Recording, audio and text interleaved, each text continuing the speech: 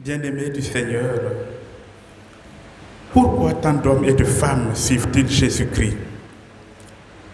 Ou bien, quelle est la motivation réelle et profonde qui nous anime quand nous nous mettons dans le rang des disciples de Jésus-Christ? À ces questions, voyons dans l'extrait de l'évangile de ce jour la réponse de la mère de Jacques et Jean. Ordonne que mes deux fils que voici siègent l'un à ta droite et l'autre à ta gauche dans ton royaume. Voilà la requête ambitieuse qui avait suscité l'indignation des 10 autres disciples et qui peut être aussi la nôtre. Mais au fond, cette requête n'a rien de mauvais, car c'est Jésus lui-même qui avait promis d'accorder son royaume aux 12 apôtres lorsque Pierre lui demandait un jour: voici que nous avons tout quitté pour te suivre. Quelle sera donc notre part? Et Jésus leur déclara: Amen, je vous le dis, lors du renouvellement du monde, lorsque le Fils de l'homme siégera sur son trône de gloire, vous qui m'avez suivi, vous siégerez vous aussi sur 12 trônes pour juger les 12 tribus d'Israël. La demande de la mère des fils de Zébédée semble donc légitime pour ses enfants, mais elle est inopportune. En effet, c'est au moment où Jésus monte à Jérusalem pour subir sa passion que les disciples se disputent les premières places dans le royaume dont ils ne percevaient pas encore le sens et la portée.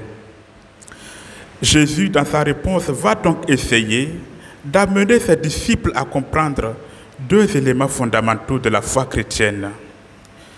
Le premier, c'est que la suite du Christ est liée au partage de la coupe.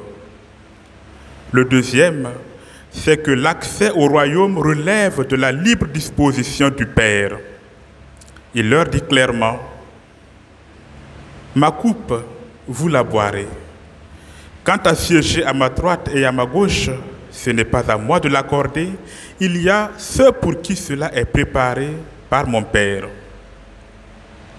Frères et sœurs, l'enseignement fondamental ici, c'est que comme Jacques et Jean, nous ne savons pas toujours ce que nous demandons au Seigneur.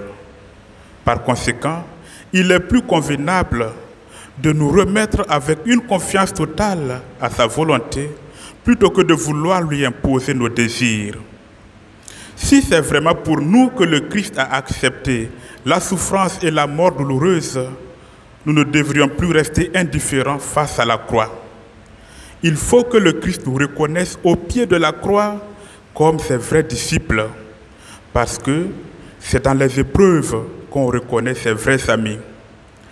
Disons-lui donc: Seigneur, purifie mon amour pour toi, afin que je ne te suive pas uniquement pour ce que tu fais, mais surtout pour ce que tu es pour moi.